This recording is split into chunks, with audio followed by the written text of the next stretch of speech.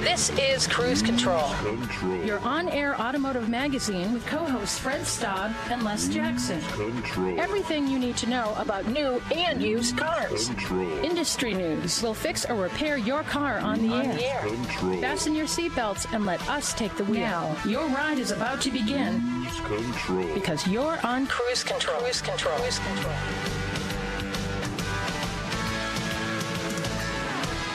And hello, everyone. Welcome to Cruise Control. This is your on-air automotive magazine. You better have those seatbelts fastened because we have quite a ride today. And I'm Les Jackson, of course.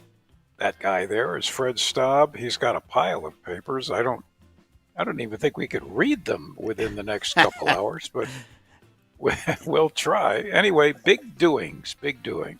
Yeah, big doings, Les Jackson, and we're going to get into it on our first show of the year. And Ford tops the sales scales for sports car and trucks and commercial segments, but will rollaway F-150s put a damper on all of its success? Well, we'll find out. I have a feeling it might. And Kia has another plan for stopping the theft of some of the models. You're probably well aware that some of the models, some nasty people put ways of getting into the ignitions online. It seems to me that should be criminally charged. Yeah, although it's quite the opposite. They're charging Kia, but that's a whole other story. But let's talk about the Genesis G70 Sporty Sedan. It's out, and we have some pricing information, Les Jackson. So we'll share that with our audience, won't we? That's right. If the audience would like to chip in and buy me a Genesis, I'll give you my address. Anyway, we're going to talk tech. And this time, the science Mazda is using to make its already stunning soul red crystal color. Boy, that's spectacular. Even better. And man, it's not like a candy apple, but it's sort of the modern equivalent. Oh yeah, it almost looks like you dipped the vehicle in paint. It's cool, don't you think? Yeah, it's almost like you dipped it in a big vat of paint. Yep, that thick. Yeah, and then this is one we were discussing earlier. Stellantis says no to shows. No more car shows. You won't be seeing anything from Stellantis at any car show this year. That's right, and the DC car show is 2 weeks away. And this is the first we've heard about it. Yeah. Anyway, that's how it is. And then you have an At the Wheel review, the first of the year. That's right. The new Buick, right? Yeah, Buick Encore GX. Pretty cool outside. It almost has that undercut shark face. Reminded me a little bit of the Aston Martin, believe it or not. But it's not at Aston Martin pricing. When we come back, we'll have a full At the Wheel review of this ST model. So stay tuned to Cruise Control, your on-air automotive magazine. I'm Fred Staab. He is Les Jackson. We will be right back. So stay tuned.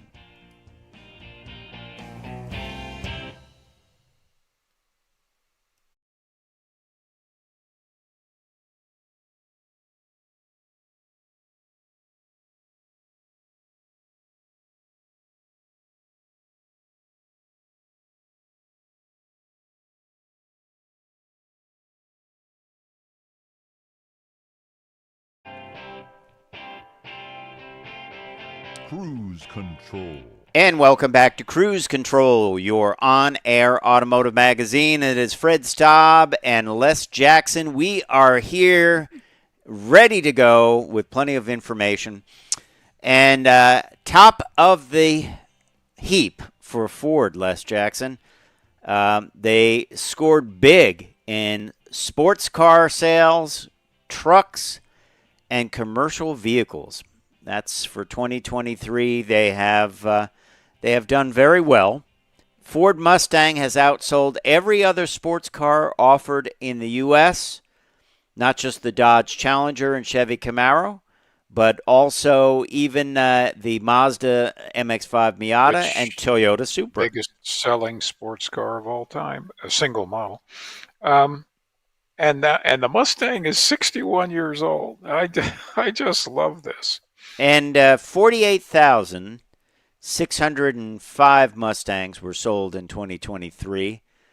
Doesn't sound like a huge number, but Well, no. it's the lead for that segment, right? Well, it is, and it doesn't sound like a big number, but remember there are about 300 different makes and models you could buy right now. So getting 48,000 of them is pretty good. They also sold 31 Ford GT supercars. That does not include 67 800 horsepower GT Mark IV track toy model, which sounds fun.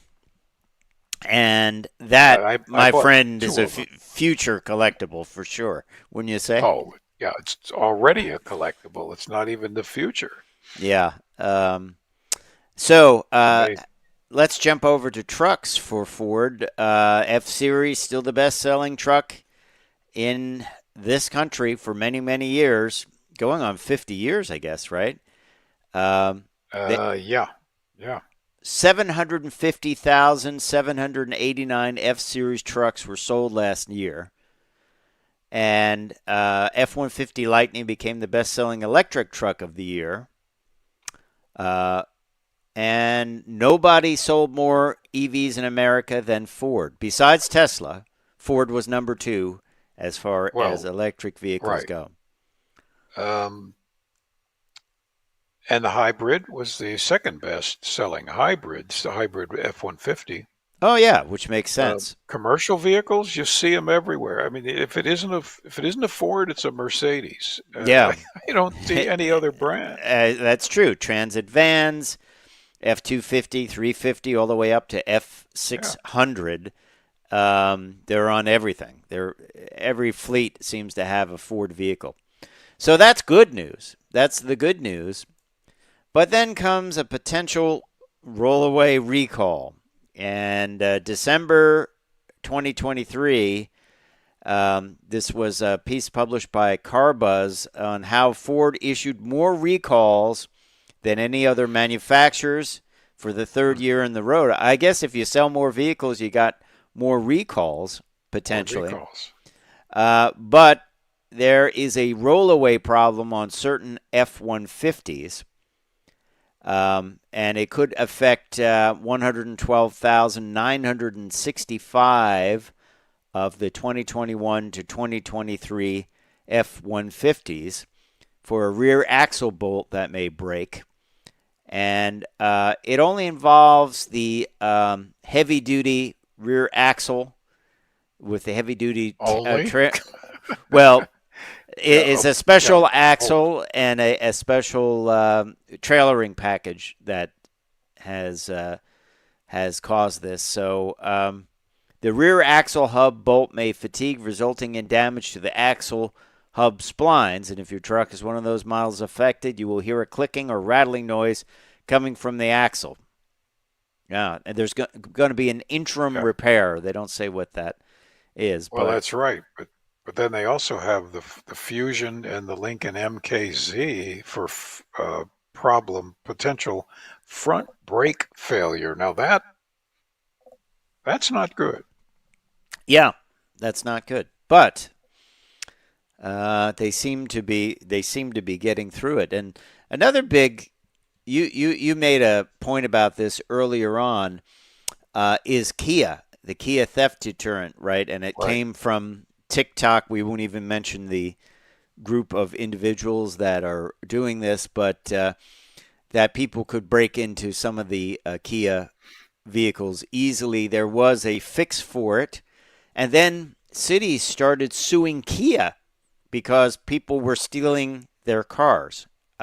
It seems misplaced to me. But there's a new theft deterrent device if you own one of these vehicles, and we will tell you about it when we come back on Cruise Control, your on-air automotive magazine. I'm Fred Staab. He is Les Jackson.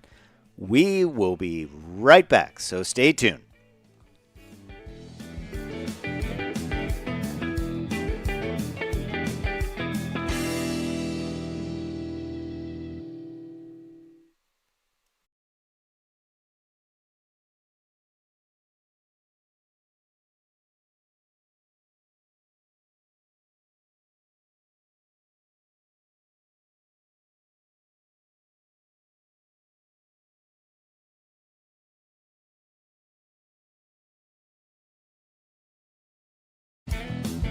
Cruise Control.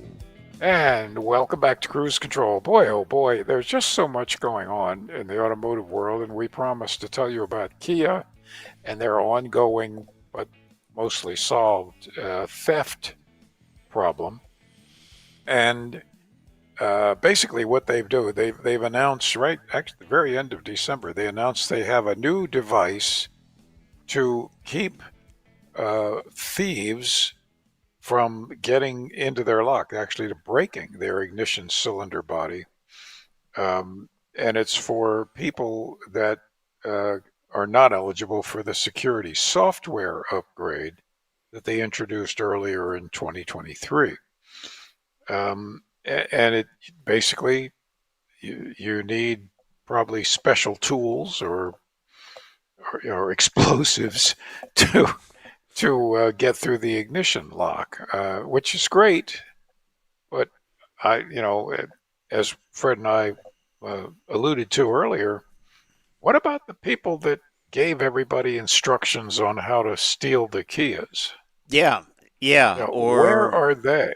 Or what about people you catch doing this and, hey, this is illegal. You're doing something illegal. So if they cut their hand when they're breaking into the car, are we going to, sue the owner because this person cut their hand because they smashed the glass? Dealers. By the way, dealers have installed close to 940,000 software upgrades on the Kias. So, and they do put a little sticker on it. Actually, we have a friend that has a Sorento that this was done, and it says this has been modified, so you can't steal it, basically. You know me, Fred, and you know me in my workshop. If I had a Kia, I would have installed basically a rodent trap. So when they touch it, it cuts their fingers off, probably. But yeah, then you would be. I believe in swift punishment. Yeah. And but to me, when you sue Kia for that, that's ridiculous. It is ridiculous. First off, the only person that I think could sue for that would be if someone said, well, that's a defective car. But it's not a defective car because it's no. You're not supposed to be digging around with a screwdriver, That's right. Sue TikTok for putting it up and not taking it down. Yeah, well, that's a whole other thing. I'm not a fan of TikTok, so. But you have to break into the car to get to the ignition. Yeah, exactly. So the car is locked. Exactly. Anyway. But if you have one of the vehicles, I think they are 2011 Sportages, 2011 to 2016 Fortes, 2010 to 2022 Soul, 2011 to 2021 Rio, and 2014 Sedona. You'll probably be getting contacted by Kia to get this. I guess it's like a collar, a metal collar of some kind. I think so. Yeah. So it's very annoying. It's certainly annoying. But here, this is not annoying. Let's talk about Genesis. They priced out their 2014 G70 Sports Sedan. It's a sedan, Les. It's a car. Look at that. You can just slide in. You don't have to pull yourself up? Yeah, it's an award-winning 2014 G70 Sports sedan. So it is newly enhanced. You would like that, right? To just say Les Jackson, newly enhanced. I like new enhancements. They're sporty. They have very great ride characteristics, even though they're sporty. Yep. So, according to their chief operating officer, the standard 300 horsepower and high-performance Brembo brakes offer an even more dynamic driving experience, while the refreshed interior cabin provides a heightened sense of serenity. Boy, the writing is getting amazing. I actually was reading something this morning that talked about active lifestylers. And listen, I live for that, as you know. So there are two powertrains offered in the G70 for 2024. In the North American market, a 2.5 turbocharged inline four-cylinder gas engine and a 3.3-liter twin turbocharged V6. The 2.5T starts at $41,500 and comes with many things, including Genesis Highway Driving Assist and driver assistance features, a touch-type climate control display, and frameless rear-view mirror. They've made designs and updates to multifunction switches, door and console panels, patterns, air vents, cup holders, and the key fob. So there you go. You get a new key fob. The 3.3 turbocharged has an MSRP of $49,950. Includes things like rain-sensing wipers, ventilated front seats, Lexicon premium audio, and a dark chrome grille. So this is certainly their Model 3 killer, isn't it? It is. It's, by the way, I counted them. It's 42 standard features. That's a lot of standard stuff. That's a lot of stuff. And that a lot of good stuff. A lot of good stuff. That 2.5-liter inline four puts out 300 horsepower, 311 pound-feet of torque, and flows through an 8-speed automatic, which is amazing. And there's standard all-wheel drive model, 2.5T, $43,600. And sports prestige model option group, you can get it on all-wheel drive or rear-wheel drive, adds $4,200. Sport aluminum trim, wide sunroof, parking distance warning, ventilated front seats, the premium audio, alloy pedals. And then if you step up to the 3.3-liter sport advanced rear-wheel drive, MSRP $49,950. The all-wheel drive models $52,050. And then with the prestige option, you would add another $4,400. That gives you things like Napa leather, a microfiber suede headliner, heads-up display, limited slip diff, heated steering wheel, and a number of other options. Then you can take that same package and add it to the 3.3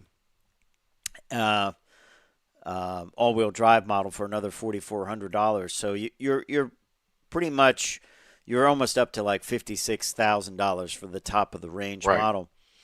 Beautiful car though.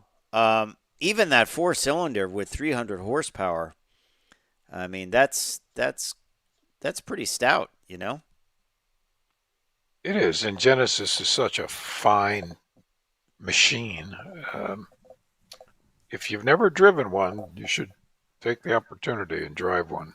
By the way, someone was asking how much horsepower does that twin turbo make, the 3.3-liter twin turbo V6. 365 horsepower, 376 pound-feet of torque. And that is a nice one. I look forward to doing an at-the-wheel review of that vehicle soon. How about you? I would just love to. It's I just love being in them. It's my favorite brand. Certainly favorite of all of their cars and SUVs. They're great. Yeah, they absolutely are. They absolutely are. I've said often that they've kind of hit them out of the park, hit it out of the park continuously. So it's great stuff in the Genesis, and we'll be talking about Genesis vehicles and a whole lot of other vehicles coming up when we continue on Cruise Control. Hey, auto shows in trouble? Well, Stellantis says no more auto shows for us. We're also going to have an at-the-wheel vehicle coming up, the Buick Encore GX, and we'll talk about paint tech. So it's all coming up on Cruise Control, your on-air automotive magazine. There's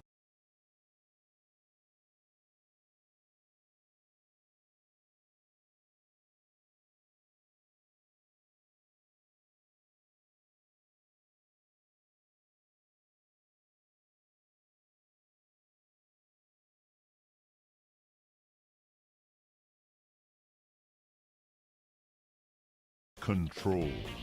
And welcome back. Welcome back. This is such great fun to talk about, and it's cool technology. Mazda's red color, which currently is called what is that color? Soul red. Soul red crystal. It's beautiful. It's just beautiful.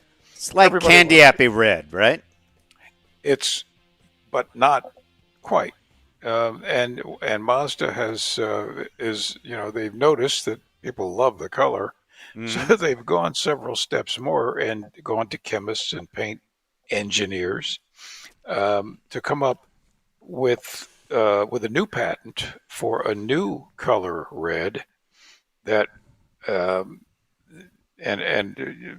basically optical physics is my background, so I do understand this, but to explain would take the rest of our hour, and you'll fall asleep anyway. So, but the fact is, it plays with the way light is absorbed and reflected, and it ultimately comes up with this spectral reflectance that you've never seen before in a car paint. So they've last year they introduced artisan red, kind of a more maroonish almost. Right, but richer, deeper shade than Soul Crystal. But this new color is just going to be eye popping, and it's as we said at the beginning of the show, it looks like it was dipped in red plastic. Yeah. There's just no way to describe it without looking at it, or it looks like you could eat it.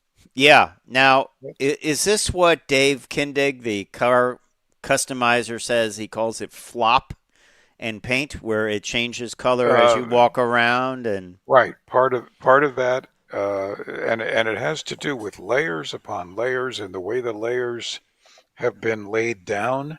And where the different metallics, the direction the different metallics are moving. Wow. Or have moved. And I mean, it is, you don't want to scratch this because no, you may as well just throw it away. It's almost like a custom paint job from the factory. Yeah. I mean, it is, as you said, we were talking candy apple red. That's what I immediately thought. But I've seen some of these vehicles in the sun, and it just really draws your eye. It really does. It's amazing. Yeah. And it's funny, they're on big SUVs, kind of bread and butter vehicles. And yeah, I'd rather see it on an Aston Martin, but yeah, Corvette. It would look nice on a Corvette, wouldn't it? Corvette. Yeah. So it would look nice on the car that our friend Glenn and I are building next. Which one is that? I know you did a Corvair. I know you did a Corvette. Yep. The mid-year. We're building an original narrow body 289 Cobra. Oh my! Well, that would look nice on that. Oh yeah. That would look nice on that. And I often said that there are so many great factory colors now that, if you said, okay, I'm building a street rod or something like that, you don't have to go to a custom paint shop. I just look at and you can get the paint because it's a factory color, right? That's right. You can get it. So pretty cool stuff. Pretty cool stuff. I love the science behind it. And I did learn, I know, especially with metallic paints, if you, from our mutual friend Kevin Tates, if you put them on the wrong way, hold the gun the wrong way, you'll get like tiger striping. So basically what they're doing here is they are controlling the angle at how the paint is applied to take advantage of that, as opposed to just poorly applying metallic paint and getting stripes. I think they're just dipping the the car in a big vat of paint. Yeah, just like an apple, like an apple. You dip it in there, and it's pretty amazing. It's pretty amazing. It's like burgundy cherry. Man, it's just beautiful. It does look like you could eat it. Yes, it does look like you could eat it. So, well, let's talk about Stellantis. And you and I have noticed this trend of car companies pulling out of shows. When we first started doing this, everyone, Les and I would go to these shows, and there would be huge reveals on press day. I mean, huge, theatrical. Cars driving through glass plates or being covered in mud. Right? Remember those? Oh yes. Well, the intro of the Ford and Mercury midsize cars back in the early '90s drove through a huge glass plate the size of the stage. Yeah. We've seen some incredible reveals and expensive events where they've brought 300 journalists to New York or Detroit or LA and big parties. I mean, and they're just not doing that.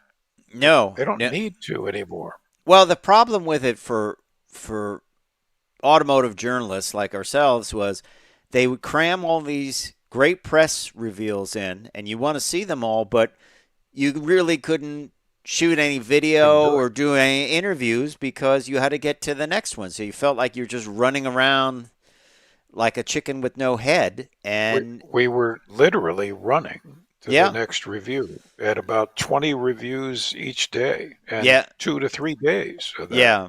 And so they thought, well, hey, there's this thing called the internet, and we can just release it and do it or put it somewhere else. They started doing these things off-site. So that's one use of the car shows. And then, of course, the public would come in, and they wouldn't see those extravagant reveals, but they see the cars. And that's the purpose of this, to see a bunch of vehicles, try them out, and then kind of narrow down with what you want to focus in on, right? But it seems like car shows are getting smaller. I mean, Stellantis backed out of SEMA, backed out of the I mean, they used to do a huge presentation at SEMA. They would have a huge area, bring in celebrities and show custom cars and have giant displays. But they've backed out of all that, and they're just not going to do any. They're pulling out of all shows in Canada and U.S. You're actually involved with one in the D.C. area, and you said you've got 3 weeks to go, and they pulled out, which is huge. I already wrote the Stellantis products section of the of DC Auto Show program guide, like I do every year, and they're going to. I do believe they've got local dealers to provide product. But, surprise, they're not going to have Camp Jeep. Yeah, Camp Jeep. Not going to have a representative. It's just enjoy the show. Camp Jeep was one of the big draws, I know, it was in New York. Huge draw. If you've never done it, People love they would have all kinds of obstacles the Jeeps could drive over, and you could Yep. try them out. A mountain about 50 feet high Right. in the convention center, and you'd drive over it with their drivers. Yeah, and interactive. Incredible. Yeah, but that costs money, and they're just not going to do it. And it just, I don't know. We'll see where this goes. It's really, I think the show is for what I said. It's for people to see the cars Yes. in a kind of a limited Yes. pressure environment, and kind of sit in them and see, get an initial feeling about, hey, I like this one, I like that one. Okay, I'm going to narrow it down to 2 or 3 vehicles and then start looking. But the worst would be if you go there and you're interested in Dodge products and they're not there. Well, That will this is help gonna with be your decision, right? that'll certainly help with your decision. And we have at this show we have VIP tour guides. I started that a number of years ago, and we take people around and explain the cars to them, explain the technology, and they pay money for that. And it started last year when none of the German companies showed. Right. People say, "Well, wait a minute, where are they?" Well, they didn't show. Then they yelled at Les, the tour guide, and said, Well, I "Hey, didn't give where are you tours. hiding them?" That's right. But, eventually the sticks and the tar and feathers are going to come out. Right. But, Why isn't he no, showing us why isn't he showing us any of the German brands? where's the other floor with all the other cars? There isn't one. No. Well, we're going to have a floor with a car, and we'll review this one. This is the Buick Encore GX. Great little Buick. When we come back on Cruise Control, your on-air automotive magazine, stay tuned. Plenty more.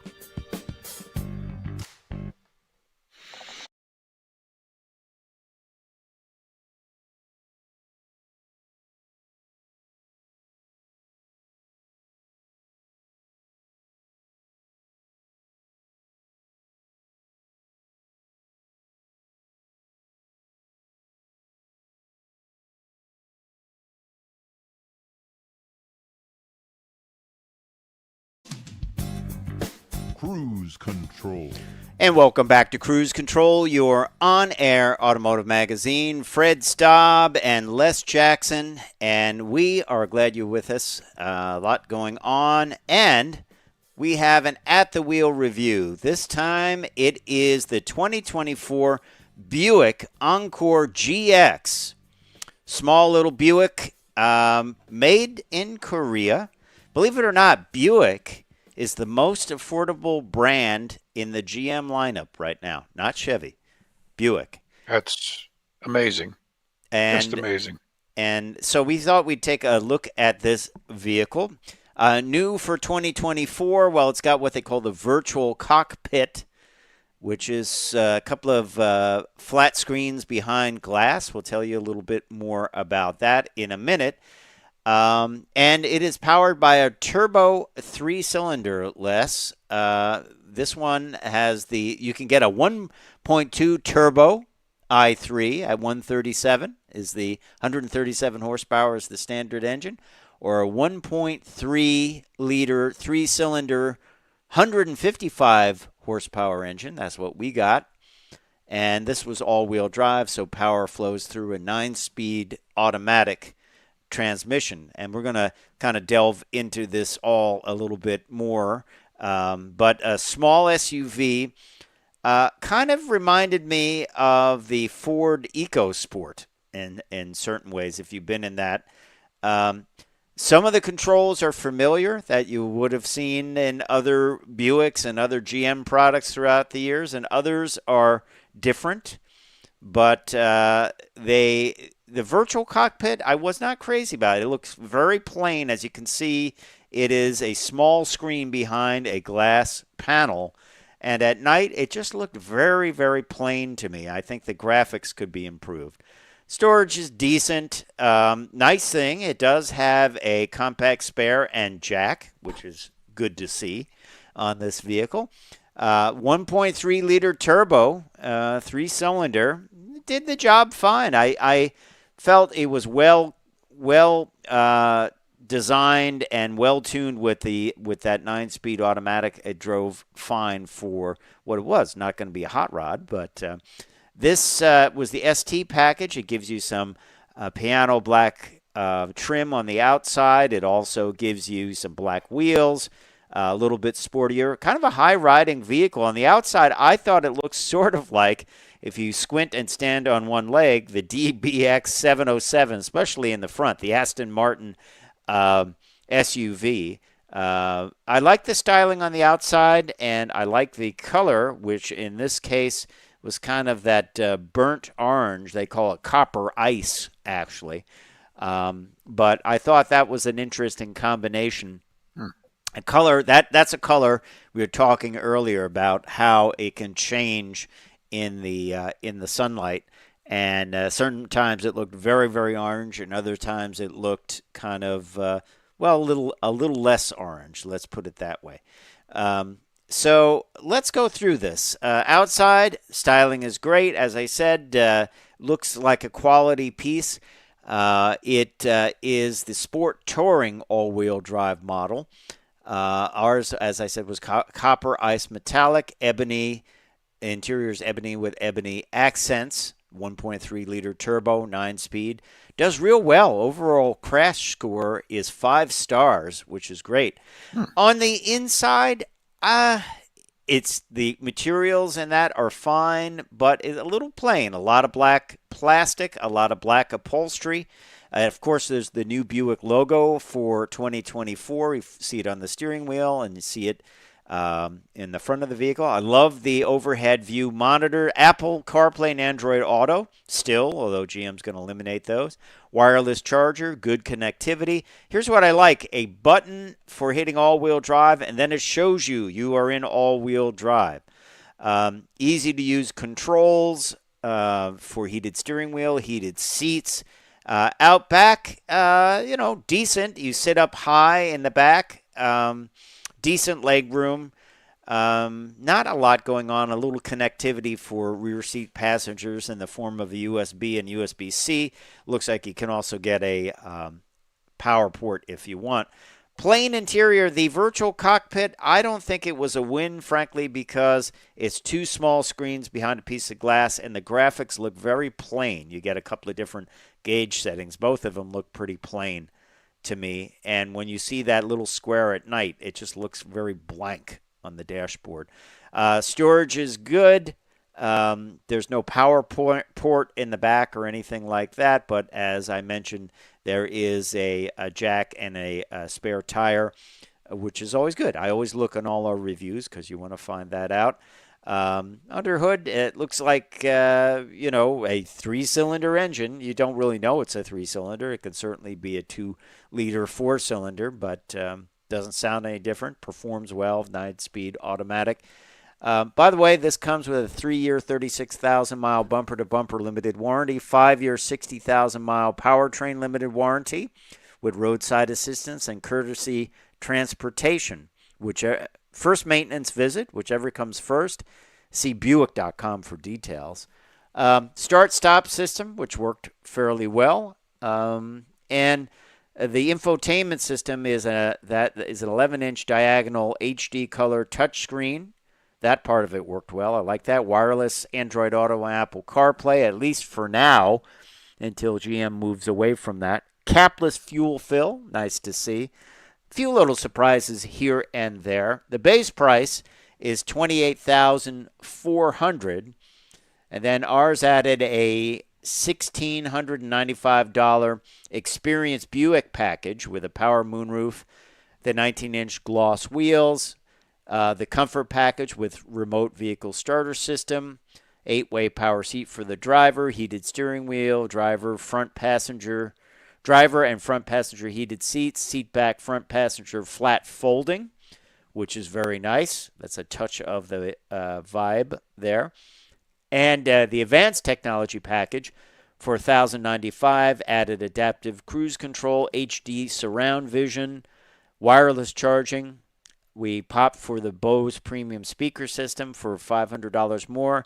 The copper ice metallic, $495. Black roof package, which was $395. And it was not equipped with rear park assist, so there's a $145 credit, which is probably due to supply shortages yet, which is interesting to see that in 2024. How was the ride? Ride wasn't real choppy. I mean, it is a short wheelbase vehicle, so you're saddled with a little bit of that, but it wasn't objectionable. My neck didn't hurt after driving it. It does look like it rides pretty high. There's a lot of space above those wheels, over the tires, between the wheel well and the tire. But it did not have a rough ride.